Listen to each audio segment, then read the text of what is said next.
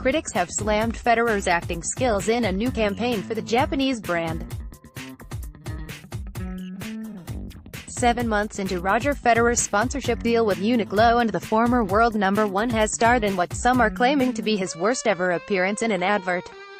Earlier this week, a new campaign fronted by Federer went live online. Uniqlo has chosen to use the 20-time Grand Slam champion to front a multimedia campaign to promote Uniqlo's 35-pound easy jeans and other comfortable clothes they sell.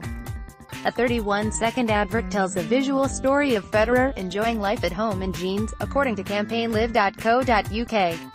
The video starts with Federer playing the piano. To be more specific, the 37-year-old was playing the opening bars to Prelude No. 1 to Well-Tempered Clavier by Johann Sebastian. During the advert, the 37-year-old spoke about how he didn't begin to truly start winning until he began making time for himself, a somewhat meaning message the campaign is trying to get to its audience. However, as for the link to the jeans, he concludes with, "My life, my jeans." Authentic jeans with all-day comfort. Unfortunately for both Federer and Uniqlo, their advert hasn't received widespread acclaim. In some cases, it has been the total opposite. Branding in Asia, a website that focuses on marketing in the Asia-Pacific region, took aim to Federer's acting skills. "We're ranking this quite low on the inspiration scale, and let's be honest, Federer's acting could use a bit more passion," the website wrote. Australian media brand B. In a post on their website, they wrote that Federer needs to brush up on both his acting and piano skills. A new ad for Japanese budget fashion chain Uniqlo shows that the 20-time Grand Slam champ may need to brush up on both his piano and his acting skills. B. It's unclear who the agency is that's behind the rather awful ad. However, a spokesperson for the brand has described the spot as a visual story of the tennis champion enjoying life at home in jeans. They later added, Matt Butler from the newspaper commented that the campaign represents a new low, and makes Federer looks like an absolute plum. Besides being another figure to comment on the acting skills, Butler summarized it as a masterclass cum car crash. But do you know what the absolute worst part of this car crash of an advert is? They made Federer do the whole thing in shoes with no socks. For Roger. The article reads, last year Federer joined Uniqlo from Nike in a deal reportedly worth $300 million over a 10-year period. Forbes magazine lists him as the highest-paid tennis player of 2018. You can check out the advert below. Dirk Hordorf has launched a new attack on the International Tennis Federation and their management. The vice president for high performance at the German Tennis Federation, DTB, has announced that his federation will vote to change the newly implemented ITF Transition Tour. Dirk Hordorf has become the latest figure to voice his opposition against the controversial revamp. The International Tennis Federation has made changes to the lower-level tournaments in a bid to help more players achieve a better income on the tour. Under the new system, tournaments will be staged within a more localized circuit to make costs lower for both players and tournaments. On top of that, ITF ranking points have been brought in instead of ATP and WTA points for the lower-level events. In wake of the changes, many players have voiced anger, with some saying that they have been left worse off. Croatian player Ana Vrljic is one of the critics. In a lengthy Facebook, she wrote that it is now harder for players to break out onto the main tour. Players could see a clear path for them if they play good for a year. If they are consistent, eventually they would get there. With these new rules, players lost that vision. They lost seeing it clearly how to get to the top, cause it seems almost impossible, Vrljic wrote. It now seems that the dissatisfaction with the new circuit is prompting a backlash from some national federations. Hordorf, who is also a fierce critic of the Davis Cup revamp, has sent out a message to urge players to ask their own national tennis bodies to vote against the current transition tour. So many active and former players asked for help regarding this changes on the tour. It's a shame that all are suffering on these changes. I haven't found anybody supporting this, he wrote on Facebook. My advice to all players: go to your national federation and ask them to officially announce their support for the change of this reform. I will do my best to support this initiative from the German Tennis Federation as Vice President for High-Performance Tennis. The DTB was not in favor of this reform and we will vote to change this. Under the new system, WTA points are awarded to women playing in events that have $25,000 in prize money or more. In men's tennis, $25,000 ITF Pro Circuit events will offer both ATP ranking points, later rounds, and ITF entry points, all rounds, while the qualifying rounds of ATP Challenger tournaments will also offer both ATP ranking points, all events, and ITF entry points, events up to $125,000 in prize money. Under the new system, players can use their ITF ranking to enter into professional tournaments. If in a really good week there was 4 CHs and 2 $25,000 events, 37 players could use their ITF ranking to secure spots. As it stands, not one of those eligible is a junior. That means in theory you can have guys in their 30s pushing out a 20-year-old with a better ATP ranking. Pic.twitter.com/4H3Izeets, Paul Timmons, @Pault_tennis, February 3, 2019. Concerning the men's tour, Hordorf has claimed that the ATP had previously pledged to hand out ranking points to all of the tournaments. However, it is alleged that the ITF didn't agree to a condition to not sell their data to betting companies. This conversation came up in the wake of a report into tennis corruption by the IRP. The report recommended that all tournaments shouldn't have a sponsorship agreement with a betting company. Update: since the publication of this article, the ITF have contacted Yuba Tennis to clarify the claims that has been made by Hordorf, the ITF's executive director of communications. There is no truth in the social media posts referred to that ATP ranking points for the ITF World Tennis Tour were conditional on data sales, Bowler states. The ITF will be holding a media conference to present the ITF World Tennis Tour in the coming weeks. The world number 4 speaks out about a variety of topics, including his upcoming return to the sport. Juan Martín del Potro, photo by Chrysaline Cayo, copyright at Sport Vision. After having a successful 2018 season ended by injury, Juan Martín del Potro is hoping to once again stage a strong comeback to men's tennis later this month. The world number 4 hasn't played a competitive match since the Shanghai Masters back in October. It was at the tournament where he fractured his right patella bone, commonly known as the kneecap. The injury forced him to withdraw from last year's ATP Finals after qualifying for the event for the first time since 2013, as well as the Australian Open. Del Potro is targeting a return to the tour at the Delray Beach Open, which he last won back in 2011.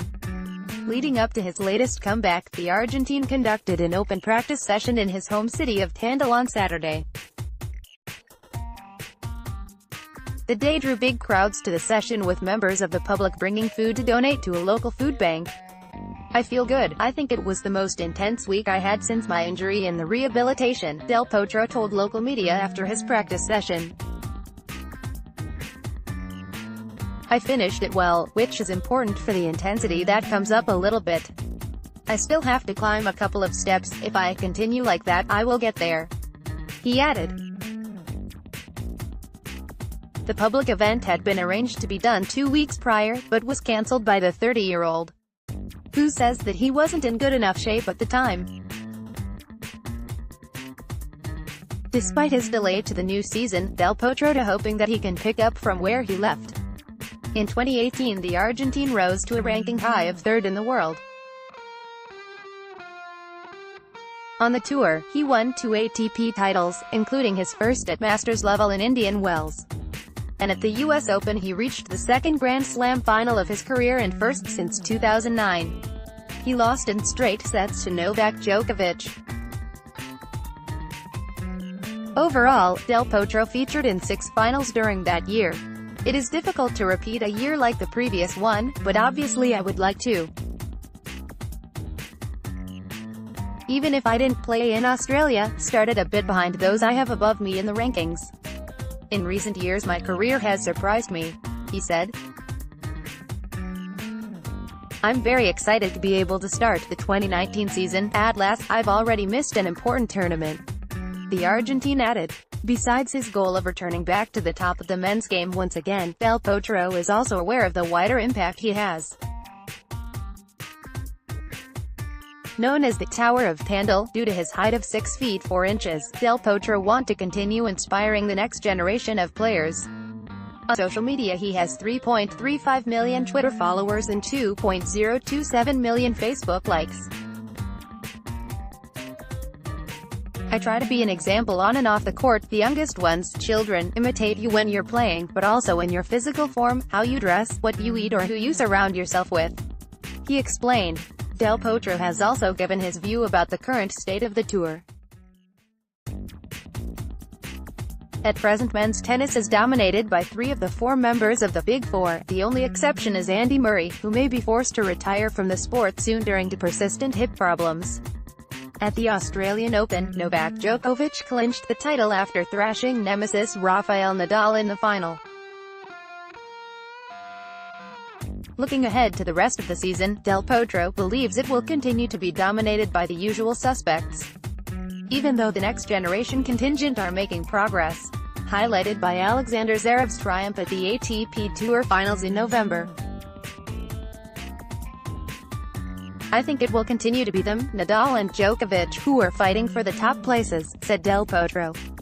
There are a lot of good players, it's a matter of time for those to move places, but still Rafa, Djokovic, the same with Federer. When it comes to playing the big tournaments, they are a little higher. The new group, Next Gen, is going to push and move us. They have to be consistent throughout the season and in the big tournaments. The Delray Beach Open will get underway from February 18th.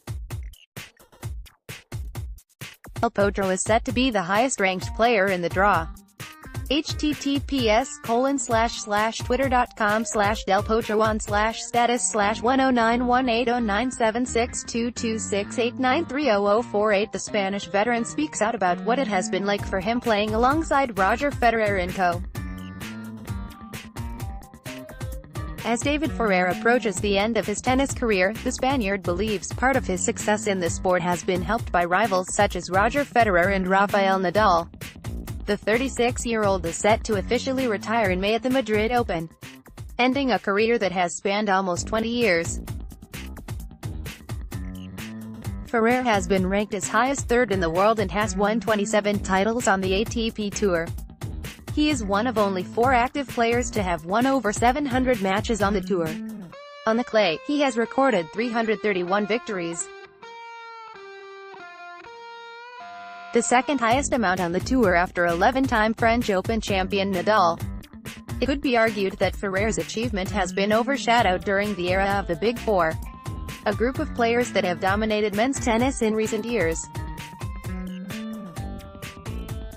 The group features Federer, Nadal, Novak Djokovic and Andy Murray. The closest he came to a Grand Slam title was runner-up at the French Open. If it had not been the Big Four I would not have been number 3 in the world, because I would not have improved, Ferrer said during an interview with La Nación. I saw Roger and Rafa, then Novak and Murray came, and I always tried that the things that they did well, I could fit them in my style, of course. And that helped me, especially with Rafa and Tony Nadal, talking a lot with them. 2013 was the year where the Spaniard peaked at his ranking high. During that season he claimed 2 trophies and finished in the year-end top 3 for the first and only time in his career.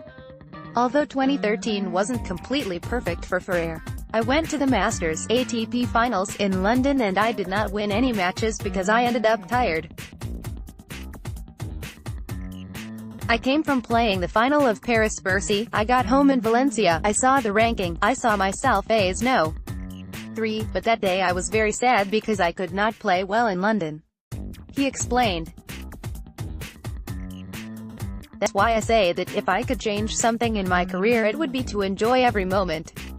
Being a nonconformist at a certain stage of my career has left me wounded. Federer has a win-loss record of 17-72 against the Big Four. The only member he has never beaten is Federer, who has won all 17 of their meetings on the tour. The Swiss player is currently the second oldest player in the top 100 after Ivo Kolovic. He has something different from the others, Federer said of Federer. Anticipates the play, has a better eye than the opponent. And he physically moves perfectly, has worked hard, but has a natural talent and was born to play tennis. Federer vs Big Four. Federer 0 wins, 17 loses. Djokovic 5 wins, 16 losses. Murray 6 wins, 14 losses. Nadal 6 wins, 25 loses. The era of the Big Four is approaching its climax. Murray has also admitted that he may soon be forced to retire from the sport due to a hip injury. Meanwhile, the other three are in their 30s. Speaking about when the quartet will leave the sport, Federer admits that there will be a big hole left on the tour. It'll be different because they have given glory to the sport, they have improved it in many aspects and they have given a very good example to society, he said. Federer will continue his farewell tour next week at the Argentina Open in Buenos Aires, a tournament he won 3 times in a row between 2012 to 2014. 5 facts about Federer's career. 1. He has finished 7 seasons ranked inside the top 10, 2007, 2010 to 2015. 2. Spent more than 13 years continuously ranked in the top 50, July 2, 05 to the 22nd of July 18. 3. Has played in 52 ATP finals, winning 27 of those. 4. Achieved 20 or more victories in 15 straight seasons, 2003 to 2017. 5. Played in 50 consecutive Grand Slam main draws before missing the 2015 Wimbledon Championships due to injury. Overall, he has played in the main draw of 63 Grand Slams.